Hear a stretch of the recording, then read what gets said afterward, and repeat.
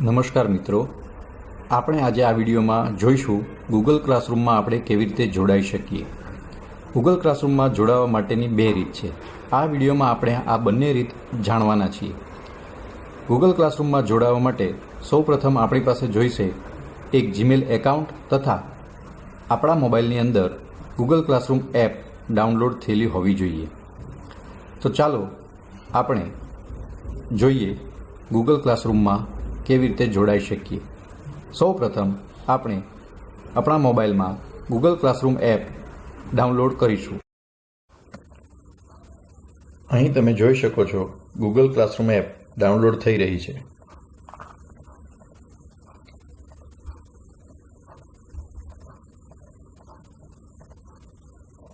હવે આપણે એને ઓપન કરીએ।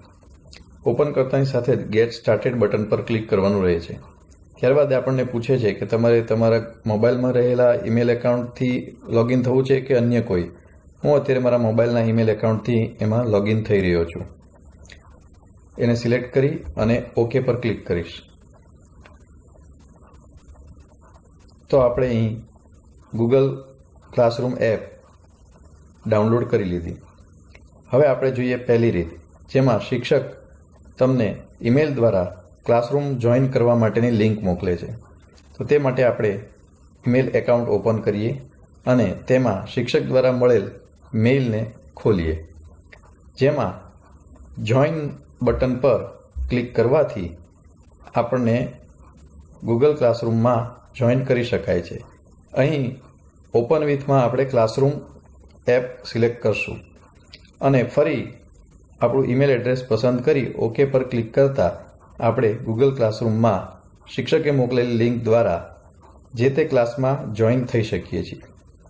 હવે આપણે જોઈએ બીજી રીત, જેમાં શિક્ષક આપણને ક્લાસ કોડ આપે છે, તેના દ્વારા આપણે ગૂગલ ક્લાસરૂમમાં જોઈન કરી શકાય।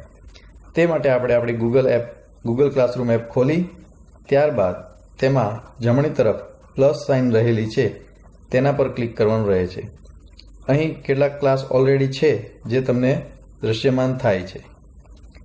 હવે આપણે પ્લસ સાઇન પર ક્લિક કરીએ અને ક્લાસ કોડ દ્વારા કેવી રીતે જોઈન્ટ થઈ શકાય તે જોઈએ। અહીં બે ઓપ્શન છે, જેમાંનો જોઈન ક્લાસ ઓપ્શન આપણે પસંદ કરશું।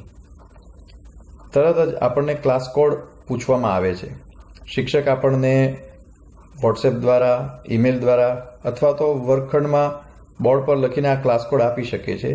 જે ક્લાસ કોડ ટીચરે આપ્યો હોય એ અહીં આપણે નાખવાનો રહે છે અને ત્યારબાદ જમણી તરફ બ્લુ બટન જોઈન પર ક્લિક કરતા આપણે ક્લાસ કોડ દ્વારા જે તે ક્લાસમાં જોઈન કરીશું। તો મિત્રો, અહીં આપણે જોયું કે આપણે ક્લાસ કોડ દ્વારા જે તે ક્લાસમાં જોઈન કર્યું। તો આજે આપણે સમજ્યા કે કેવી રીતે ગૂગલ ક્લાસરૂમમાં જોઈન થઈ શકાય।